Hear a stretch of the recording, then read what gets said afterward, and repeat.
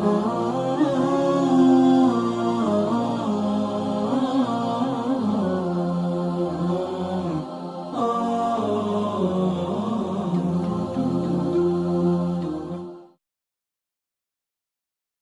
الله والحمد لله والصلاة والسلام على رسول الله و علی آله و اصحابه و من والاه. منی برادرگار و ملت عزیز بلوچستان، السلام علیکم و رحمت الله و برکاته. در این جلسه حدیث دیگر از احادیث رسول الله صلی الله علیه و سلم که مرتبط با پرهیزکاری و تقوای الله سبحانه و تعالی البته خدمت شما فرمایش رسول الله صلی الله علیه و سلم بونه.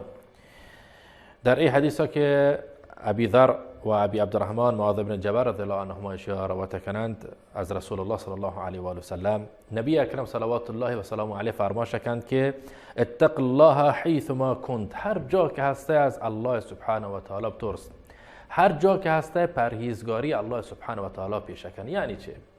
یعنی ایش که انسان باید مراقب فدی تمامی اعمالون ببید، مراقب فدی اعمالون چه عمل مرتبط با چم انسانه، چه عمل مرتبط با زبان انسانه، چه عمل مرتبط با دست انسانه، چه عمل مرتبط با پای انسانه، چه عمل حتی ولو مرتبط با قلب انسانه، با فکر انسانه. انسان در تمامی مسیر زندگی فرد باید متوجه الله سبحانه و تعالی ببید و از الله سبحانه و تعالی بترسید. یعنی چه؟ یعنی ایش که مراقب ببید که احیانا فدا وارد حرام مکند. چیزی که الله سبحانه و تعالی امری کده ما آشی انجام بده، آشی باید انجام بده. و از چیزی که الله سبحانه و تعالی ما را نهی کده، ما را برحذر داشته که این کار انجام مدد، آشی ما نباید انجام بده. چیزی که رسول الله صلی الله علیه و آله سلم ما را فرمایش کده که آشی انجام بده، کارا بکنه، آشی ما به تبعیت رسول الله صلی الله علیه و آله سلم آشی ما پیشی بداره، کارا انجام بده. اما از هر چیزی که رسول الله صلی الله علیه و آله سلم نهی کده ما فد از آشیا دیر بداریم. به طور مختصر ما حلال الله سبحانه و تعالی حلال بزونه و در زندگی فد پیاده بکنیم، ما حرام الله سبحانه و تعالی حرام بزونه و از زندگی فد دیری بداره. ایش یکیشن تقوای الله سبحانه و تعالی و مدار تقوا در قلب انسانه. مدار تقوا در قلب انسان باید از یعنی در قلب فرد باید از چیزی که در شریعت اسلامی به نام حرام از آشیا باید فدا دیر بدارید. در هر جای شما، چه در پنهانیت، چه در آشکارات، چه در جامعیت که اودون به هر حال جامعه هسته که مردم رفتار میکنن، و چه در تنهایی و در خلوتت باید مراقب بید که الله سبحانه و تعالی ناظر بر اعمال شما. خیلی از انسان ها من تعجب کردم که وقتی ارند در یک جایگاه گر روند شروع کنن به انجام عملهای حرام، به انجام کارهایی که الله سبحانه و تعالی ما را از آشیا نهی کده. این انسان، این فرد در ذهن فرد اشیا نتون بیارید که الله سبحانه و تعالی اشیا بیندگه. یعنی انسان کوتون از الله سبحانه و تعالی فدا گر بکند. انسانی که الوتید عمل حرام انجام بداد، اکید از مردمانی اترسید که من اگر این عمل در فلان جا انجام بدم فلان شخص منو اگندید و منو زندان نپرینید. اما از الله سبحانه و تعالی ترسی نیستین، همه عمل اره در یک جایگاه انجام میداد که مثلا هیچ کسی نگندید، خود الله سبحانه و تعالی حاضره.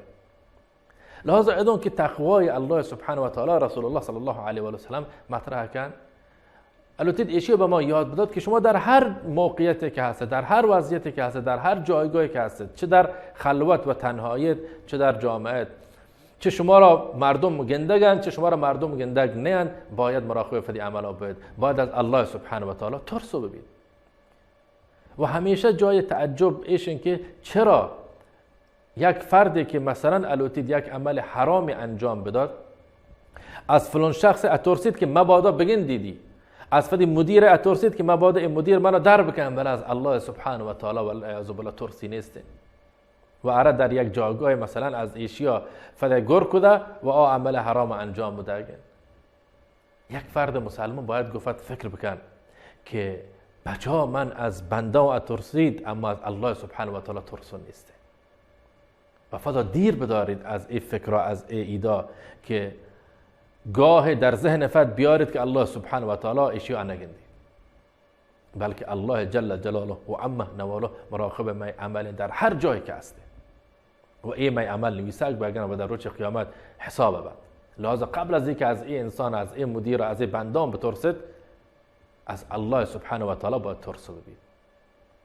در این حدیث رسول الله صلی الله علیه و آله و سلم فرمایش کردند که اتق الله حیثما کنت، هر جا که هست از الله سبحانه و تعالی بترس، تقوی الله سبحانه و تعالی پیشه کن.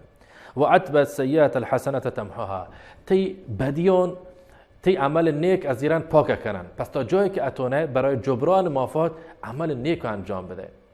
اگر تا در طول دنیای فت، در طول زندگی فت عملهای بدی انجام داده، الان کوشش بکن که برای سراغ عمل نیک، عمل صالح. چرا؟ چون این اعمال صالح، این اعمال خوب، این اعمال نیک پاک کنند عملهای بد یک فردی. و خالق الناس بخلق حسن، و گو مردمو با اخلاق خوب رفتار بکن. اخلاق خوب یکی از مهمترین صفات انسانهای مؤمنه و رسول الله صلی الله علیه و آله و سلم متصف بیده در قرآن کریم به یک بهترین اخلاقیه. و انک لعلی خلق عظیم، تی اخلاق بسیار اخلاق والای یا رسول الله صلی الله علیه و آله و سلم. لذا کوشش بکنید که در جامعه فت، در مجتمع فت، هنچوش که از الله سبحانه و تعالی اترسید، هنچوش تلاش بکنید که اعمال نیک و صالح انجام بدین تا ما عملهای بد پاک بود. و در پی اشیا کوشش بکنین که گو بندگان الله سبحانه و تعالی به نیکی رفتار بکنین. فدی اخلاق در آ جامعه که زندگی میکنن این اخلاق خوب و نیک بکنین و معروف بین و مشهور بین در بین تمامی فدی طایفان، فدی مردمان، فدی رفیقان، هر کسی که مارزون به اشیا که فلانی و فلانی اخلاق خوبی هستن. و یکی از اسباب مهم ورود به بهشت الله سبحانه و تعالی همه اخلاق خوب و پسندیده. از الله سبحانه و تعالی لطفاً که ما و شما را توفیق عمل عنایت بکن تا جلسه دیگه تمامی شما را به الله سبحانه و تعالی اسپارم. الله یار و نگهدار همه شما باد. السلام علیکم و رحمت الله و برکاته.